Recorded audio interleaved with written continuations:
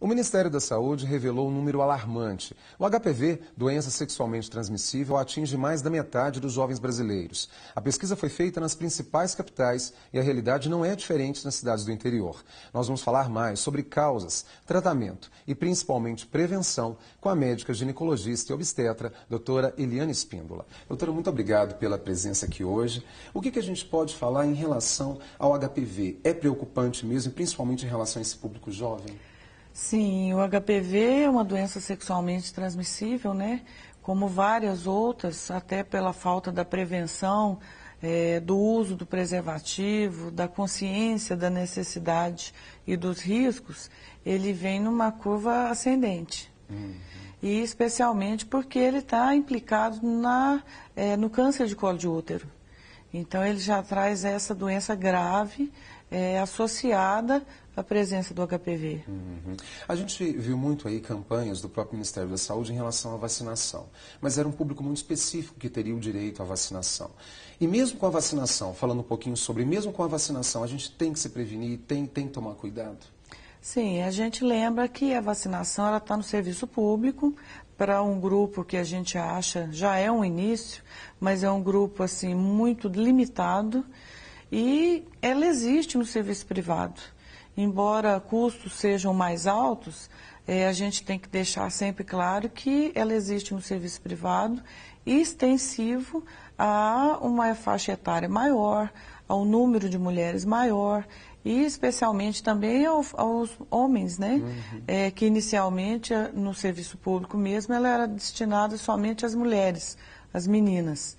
E era já um questionamento que a gente fazia, porque se é uma DST, então tem que ser ampla e divulgada também aos meninos, que como era feito no serviço privado. E posteriormente ela entra também agora para os meninos. Então é uma doença séria, que muitas vezes fica subestimada, não se dá a importância que ela tem, e que deve ser amplamente divulgado nesses momentos. Isso é muito positivo.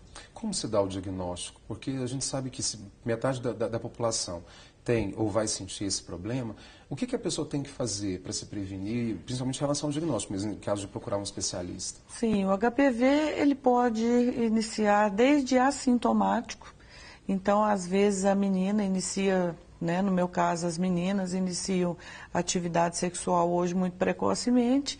Então, ela pode não ter sintoma nenhum, como ela pode apresentar placas ao exame ginecológico, placas no exame de colo de útero, ela pode apresentar verrugas, que geralmente são as lesões que mais chamam atenção.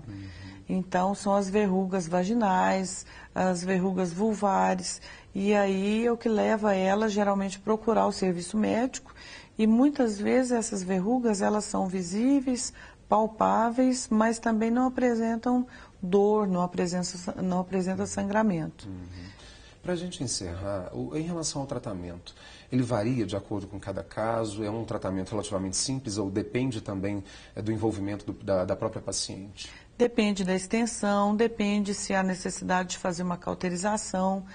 E o que a gente diz é que a paciente tem o HPV e ela não pode simplesmente extirpar as lesões e abandonar.